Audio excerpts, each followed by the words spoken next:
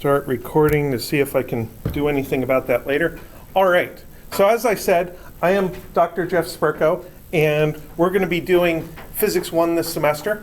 A lot of you, as I saw, are some kind of kinesiology or medical science majors. There's some environmental science people in here, some regular biology, but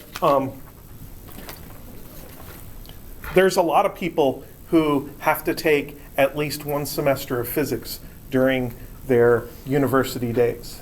So we're going to try to get through this. We're going to talk about how we analyze the motion of objects in the real world using mathematics.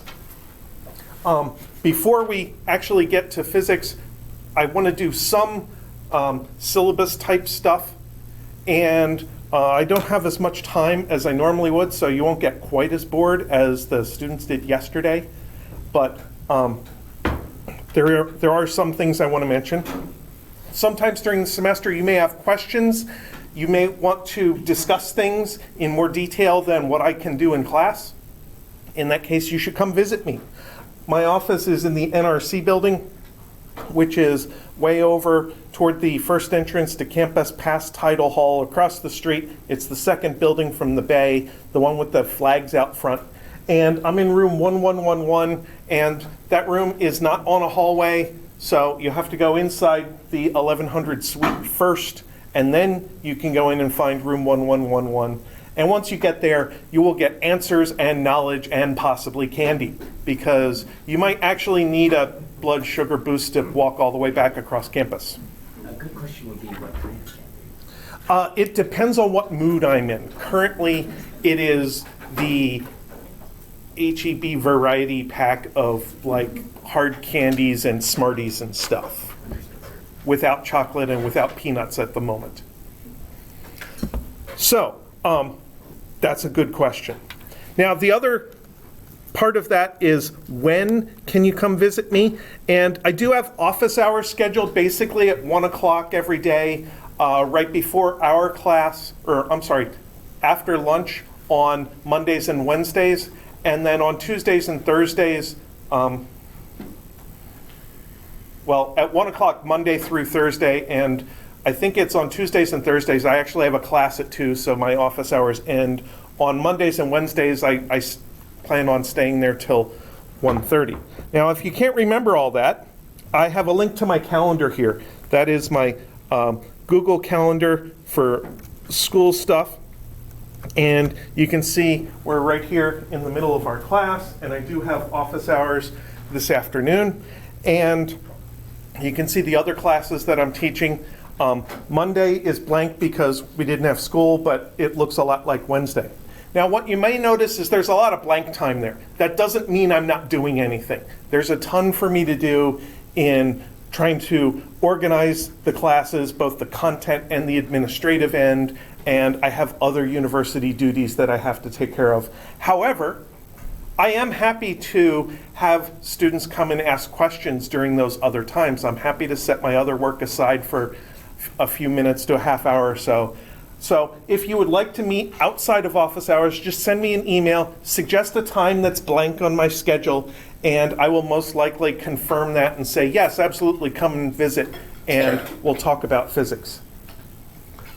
If you suggest 4 o'clock on Friday afternoon as a time you want to come visit, I will probably ask you to choose a different time, because I would much rather be doing something else or thinking about other things at 4 o'clock on Friday afternoon. But for the most part, in most mornings, I have a lot of free time available, or rather flex time available, when I can set aside the work I'm working on and just take care of it later. So please don't be afraid to come and visit and ask questions, whether those questions are about homework questions or lecture topics, or even about basic math things that I don't necessarily want to go over in class. I'm happy to help you out with whatever math and science questions you have. The third bullet and link here is to a web folder, which is where I'm going to deposit important documents for our course. I don't actually like Blackboard all that much, so instead of putting the PDF files I'm sending you there, I'm going to put them in here. This is something you could bookmark that you don't have to log into Blackboard to get to. Right now, there's only 2 documents in there. That's the equation sheet, which is very important, and the syllabus, which is also very important, but you'll probably look at it less. So let's take a very quick look at the equation sheet. You're going to get a copy of this equation sheet during every exam. I will give you a fresh, clean copy with no notes or highlights on it. Everybody will have the same thing. And during this semester, we're going to learn what all this stuff means and how to deal with it. It contains some numerical stuff at the top that I don't feel like you should have to memorize. So any physical quantities that you need are going to be provided for you. Some basic algebra reminders. For instance, if you don't happen to remember the quadratic formula, there's a version of the quadratic formula there for you. We're going to spend our first third of the course basically going over this block of physics equations and how to deal with them. And you may notice that some of them I put boxes around. That's because I think they're really important. I think almost everything you do could be solved using just the equations in the boxes. We use some of the other equations sometimes to deal with special cases in order to make our work easier. The goal is not to do the most technical analysis you can. The goal is to most easily understand what's going on with the moving objects that you're dealing with. So do print yourself a copy of the equation sheet and use it while you're working on the homeworks. That will help you because your eyes will get used to where the equations are, your brain will get used to what reminders you get, so that when it comes time to take an exam and you're looking at this exact same equation sheet, you'll already be familiar with it. So close that. The other document is the syllabus, which is directly linked from Blackboard also. It contains a lot of the usual stuff, contact information. You should have an understanding of math and algebra, basically how to solve equations that have x's and y's or maybe t's or whatever variable we choose. I try to, as much as I can, keep it to basic equations that are pure addition or pure multiplication and division and ratios and things. But sometimes the equations do get a little bit more complicated. You should all be registered for the laboratory safety seminar. And you may find out that when you log into Blackboard and click on the laboratory safety seminar for this semester, you already have a grade filled in for you. That means you don't need to do it again because you did it last fall. So if you can produce a safety seminar certificate from any laboratory at our school in the fall or this semester, that will satisfy your lab instructor that you have completed the laboratory safety. You do need 2 textbook-like things that both come from the same publisher, Cengage, and those are WebAssign, which is their online homework system and the way that they provide you electronic access to the textbook, and you need to be able to read the textbook somehow. A lot of people like to have a physical paper copy of the textbook. So if you buy a new copy of the textbook, it will come with a code to get your WebAssign access. If you go directly to WebAssign and buy access there through, for instance, Cengage Unlimited, then Cengage Unlimited is willing to sell you or rent you a paper textbook for like $10 once you have bought the Cengage Unlimited. I know some people are in other courses here that use WebAssign, for instance, the business math courses, and in that case, the Cengage Unlimited gives you access to all the courses at the same time without having to buy individual textbooks for each course. So, however you get your access to WebAssign and a textbook, I would like you to have both. We choose this textbook because I think it's a decent textbook. It explains everything fairly well. It's not necessarily easy to read because physics isn't necessarily easy to read, but it is necessary, and I think it is very helpful. There's a lot of other stuff in the syllabus. You'll have one lab, which is after spring break, where you need to wear chemical safety goggles in class. Your lab instructor will remind you about that. It's the Archimedes and density and buoyancy lab where we use isopropyl alcohol. We do have enough goggles to lend out in lab, but if you want a clean set that's not scratched, then you may want to bring your own that day. There are a couple of labs that involve flying objects, and in that case, we'll want you to have some kind of safety glasses. Not necessarily chemical safety goggles, just something to keep stuff from hitting you in the eye. So there are 2 levels of eye protection that you may need at different times. And again, I think we have enough safety glasses in the lab, but you may want to have your own pair. You can get them for like $2 at various hardware stores or for some price at our bookstore. I don't want to go over those things. I do want to talk about grading really briefly. Students are always concerned about grading. Grading happens in 2 stages, a numerical stage and then a judgment letter stage.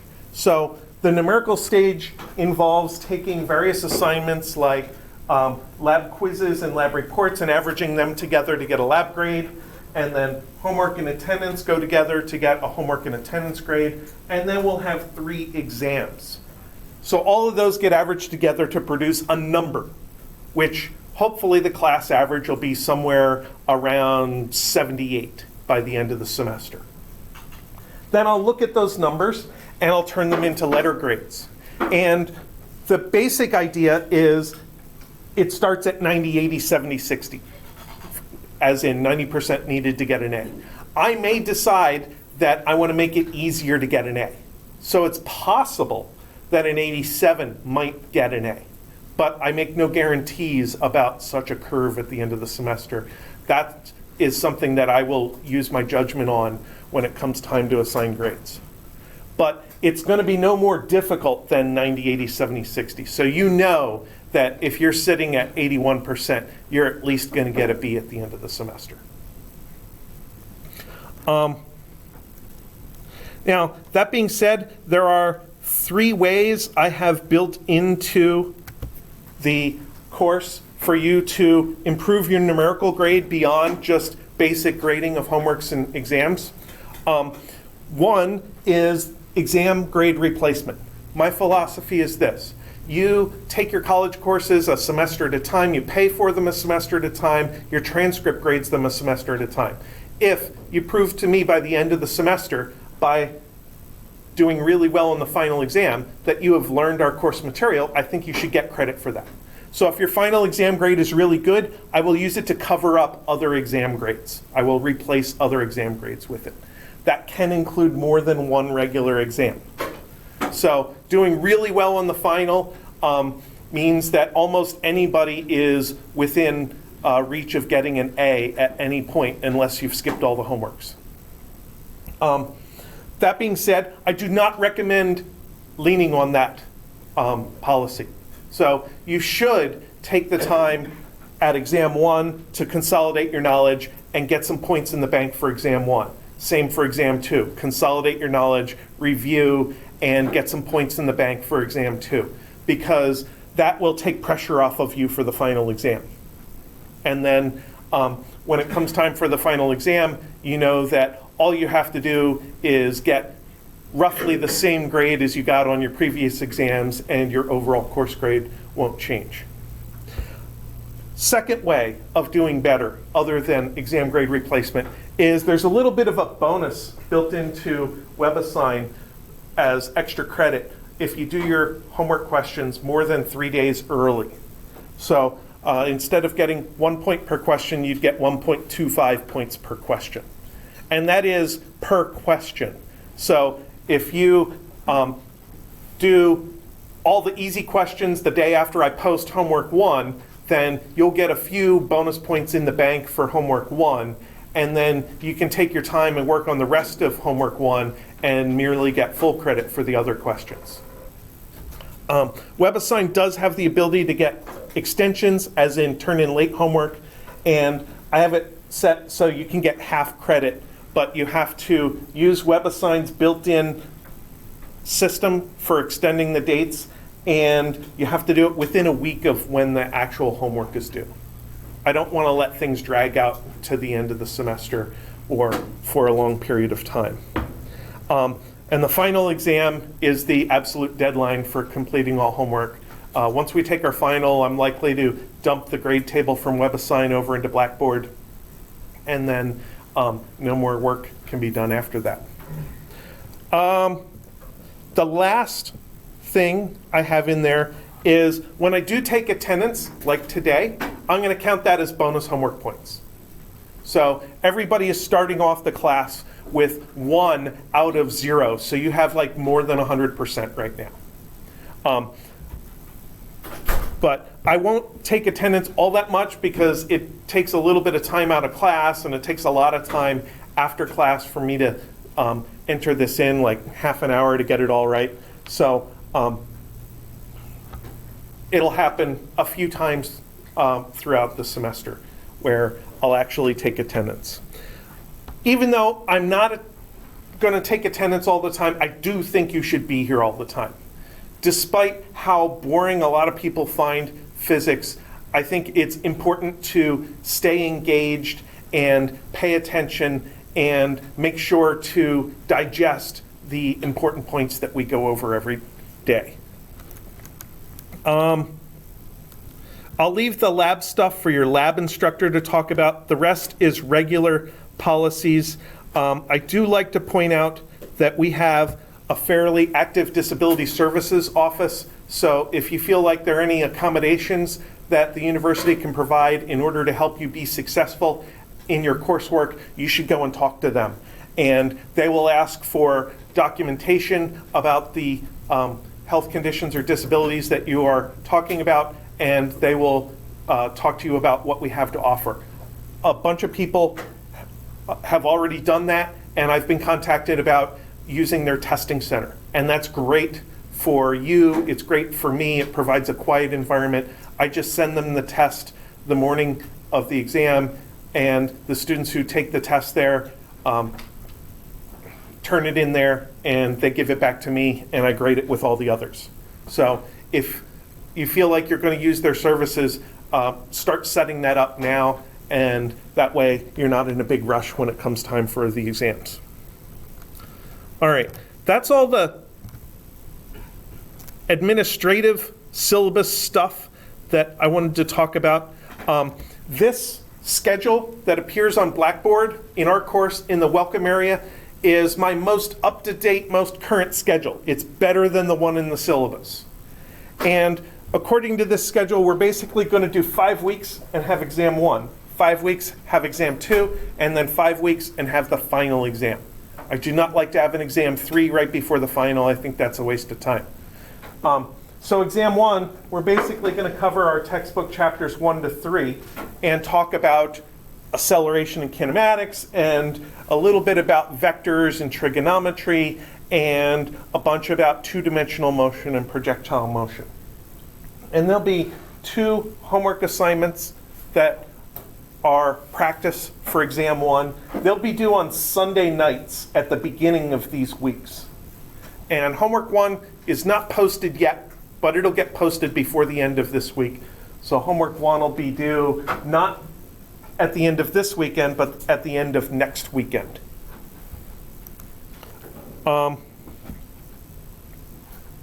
So I think that's all the administrative stuff I want to go over, because I want to talk about physics a little bit, and we don't have much time because we missed Monday. Does anybody have any questions for me about how the course is going to run? What's your policy on computers and tablets? You can use a computer or tablet if you want. I don't mind.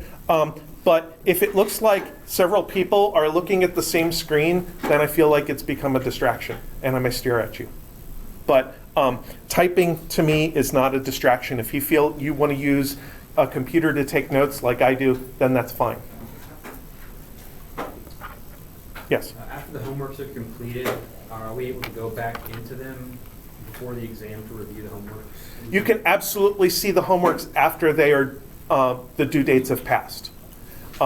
In fact, if you have incomplete parts of the homework for some reason, that's the only way that you can ask WebAssign to extend the deadline. So once you get into WebAssign, I can't do it for this course because there are no homeworks because I haven't posted it yet. But in this My Assignments area, you'll see any current assignments, and there'll be a link right here for past assignments. And you can absolutely see all of the questions and the answers that you've provided. Now, I'm considering letting WebAssign show you the exact correct answers. But then if you've seen the answer key, then you can't get an extension on the due date.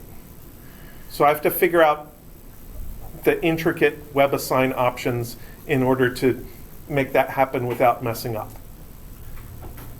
But if you have looked at an answer key, it will not grant you the opportunity to do more work on the assignment.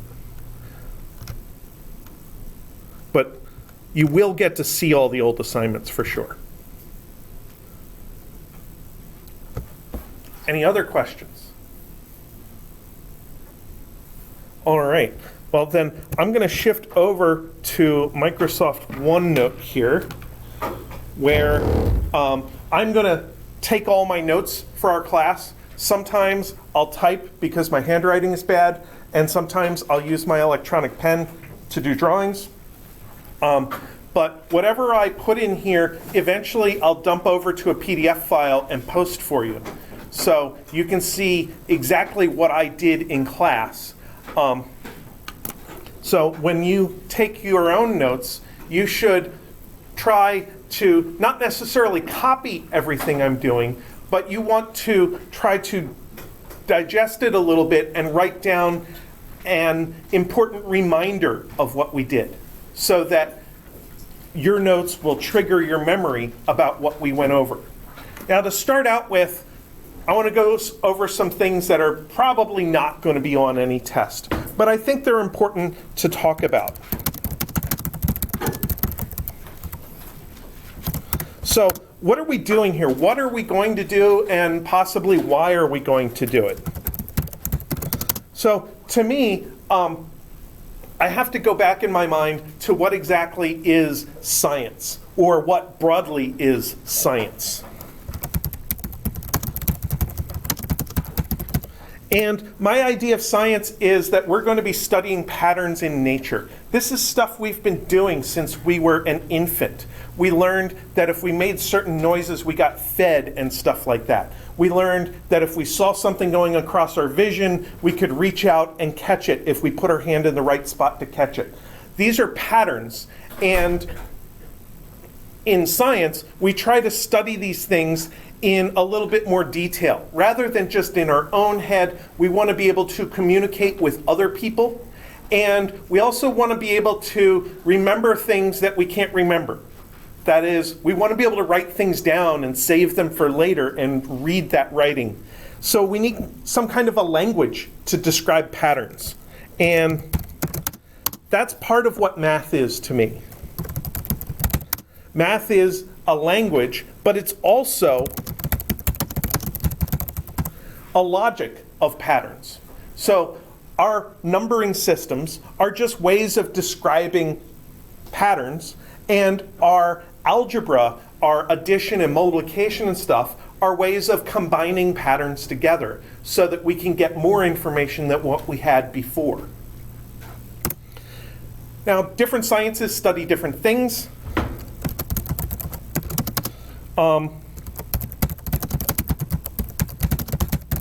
Generally, physics is kind of a science of inanimate objects, By the time you start to mix materials together, then you're probably talking more about chemistry. If you're talking about living things, then that is more biology or something like that.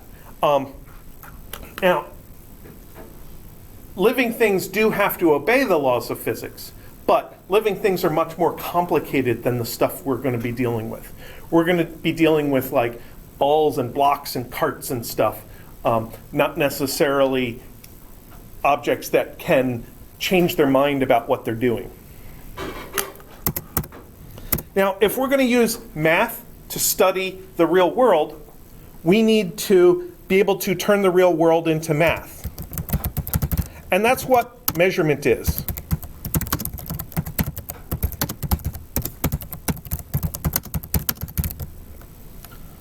It's turning real world observations into math.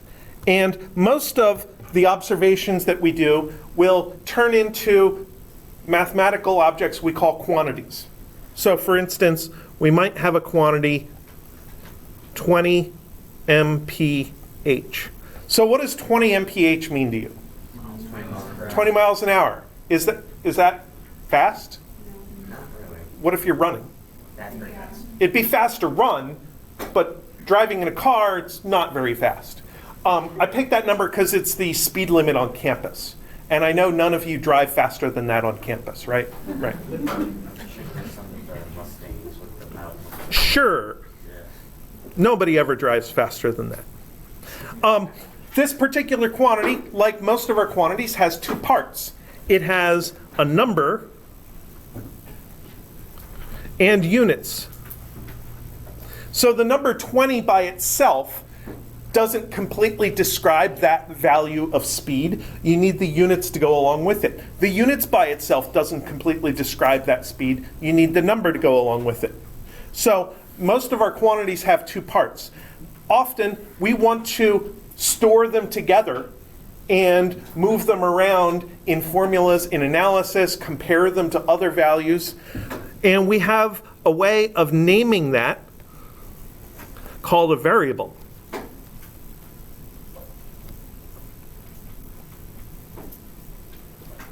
So a physics variable for speed or velocity must contain both a numerical and a units part that together are the value of that particular speed. Now that variable happens to have a subscript. Subscripts are useful when you have lots of the same kind of variable in your analysis. Maybe you're looking at lots of different x positions. So you have object 1's x value and object 2's x value, so you call them x1 and x2. Or maybe you're tracking an object through time and it goes from an initial to a final place, so you go from x initial to x final. That's what subscripts are for. It's to be specific about exactly which thing you're talking about. Usually, when I do my analysis, the main variable corresponds to the kind of quantity I have. V for velocity and speed, x for position, a for acceleration. And then the subscript just tells me exactly which one I'm talking about. So subscripts are really labels. They're names for us. They can be whatever we want. And they tend to make the analysis look a little more cluttered sometimes, but they are important things that help us keep track of what we're doing so we don't accidentally put one velocity in a place where we meant a different one.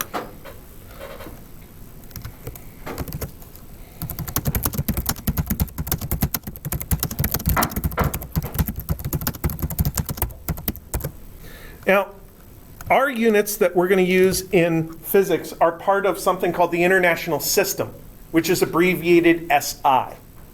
Why is it SI if it's International System? Maybe they got the letter split. Because the French are backwards. The French put their adjectives after their nouns. It's like Système International said with some kind of a snooty French accent. I'm pretty sure those two words are cognates between English and French, which is why it mostly sounds like it's just backwards. Our units are based off of, starting with time and length and mass. Those are the main three kinds of quantities we deal with. And for each of those, we have a base unit, a fundamental unit. There are lots of units of time, but our base unit is seconds, abbreviated with the lowercase letter s. And there's a definition of a second. Does anybody know what the definition of a second is? Other than there's 60 seconds in a minute and 60 minutes in an hour and 24 hours in a solar day. That was the original definition of a second. There's a problem with that definition. The problem is a solar day requires knowing things about Earth right now. If you look 20 million years ago, a solar day was a little different. If you look at a different place in the universe, they might not be able to see Earth. So calling a second a portion of a day doesn't really help anybody else other than modern people on Earth. So we have a more modern definition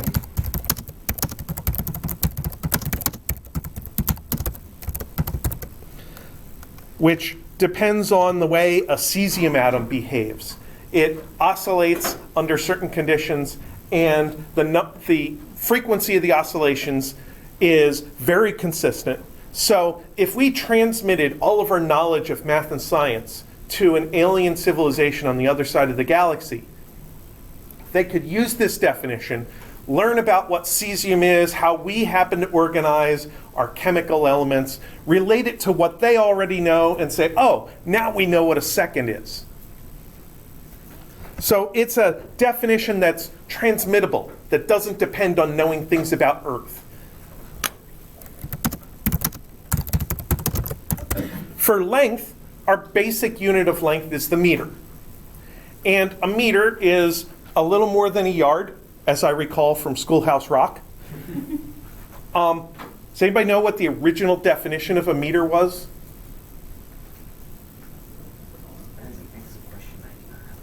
The original meter was 1/10,000th of the distance between the equator and the North Pole of Earth, as measured along the prime meridian.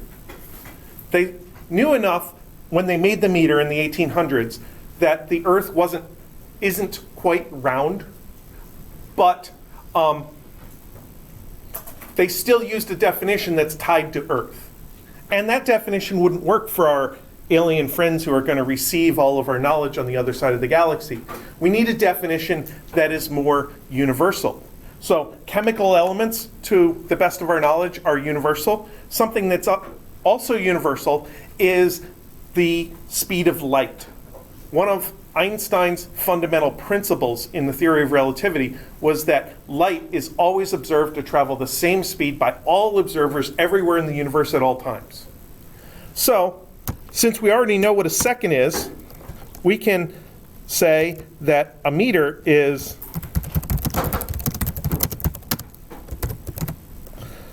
the distance that light goes in a fraction of a second. 2997298. No. Yeah.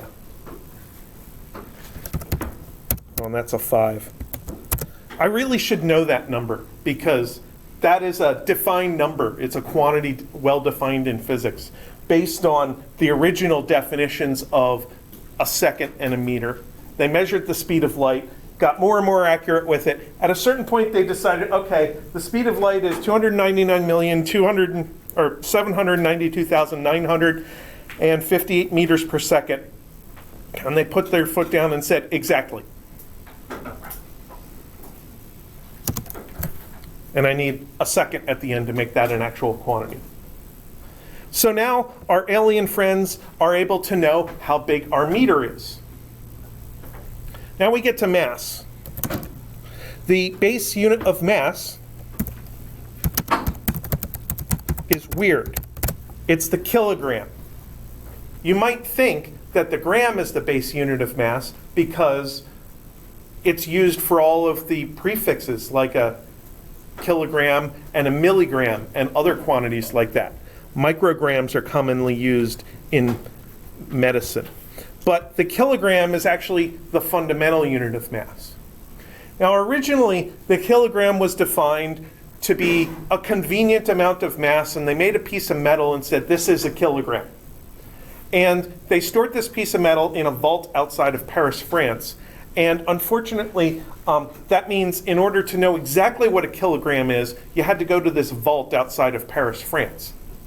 Now, our alien friends wouldn't be able to get to Paris, at least not before we destroy the world on ourselves. So we need a better definition.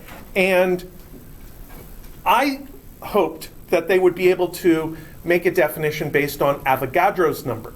Avogadro's number is this big number you use in chemistry, 6.02 times 10 to the 23rd atoms per mole. Unfortunately, it's hard to count that high.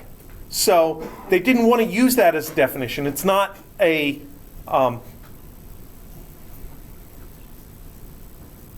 forgetting a word. There's a word for when you're forgetting a word. It's called anomia. That's the only word I can consistently remember every time. So every time I forget a word, all of a sudden all I can think of is anomia, anomia. Yeah. Anyway, using Avogadro's number is not an actionable, definition of mass. So it took them until something that was agreed upon and enacted last year. And it basically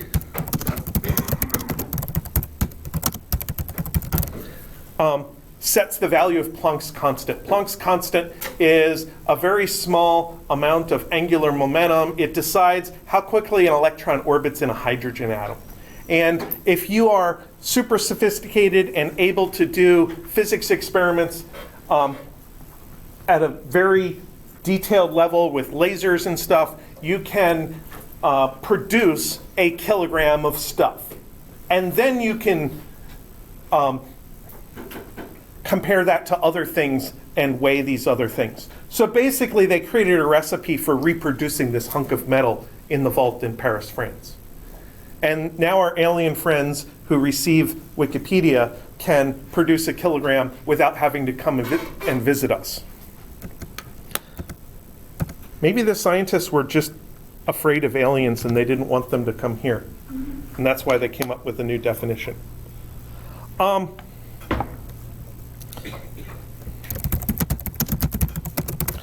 We do have a lot of quantities that relate different units together. We already mentioned speed, which is a rate of motion. It's not defined as distance divided by time. It's a rate of distance over time. So you're assuming that some distance traveled keeps changing, and the time keeps changing, and the way that they're related to us is the thing we call speed. And the units end up being divided. There's another one that we'll see a lot.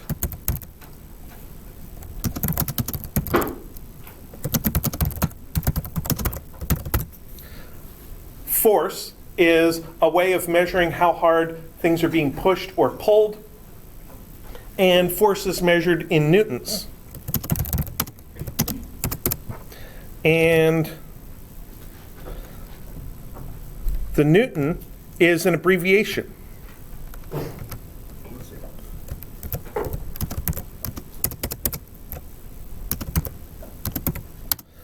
A newton is 1 kilogram times a meter per second squared.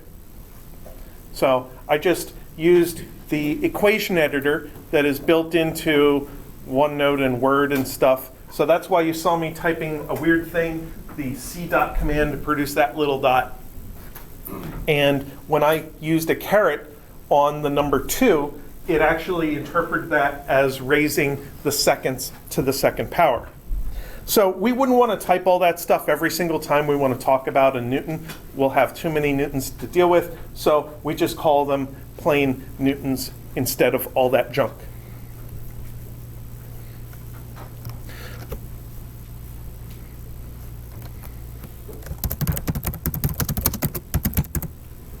Now, one thing that we're going to have to do a lot is convert units, because when we take real-world observations, they're not always in the base units. And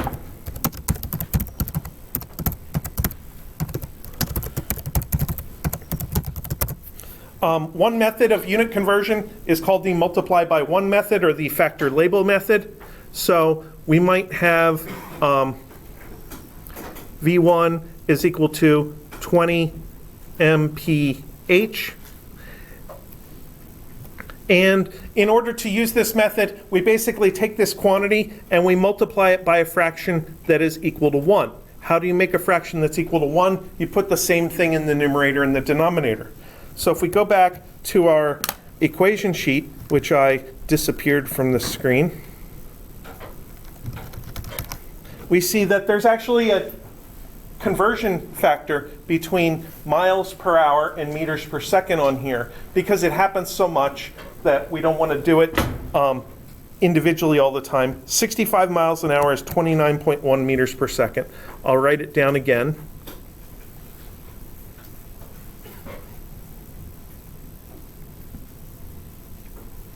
So I'm going to take these two things, put one in the numerator and one in the denominator, 65 mph in the denominator, 29.1 meters per second in the numerator, and that'll give me a result which I will read off my other screen, 8.94 meters per second. So 20 miles an hour and 8.94 meters per second are the exact same speed, well, within round-off error.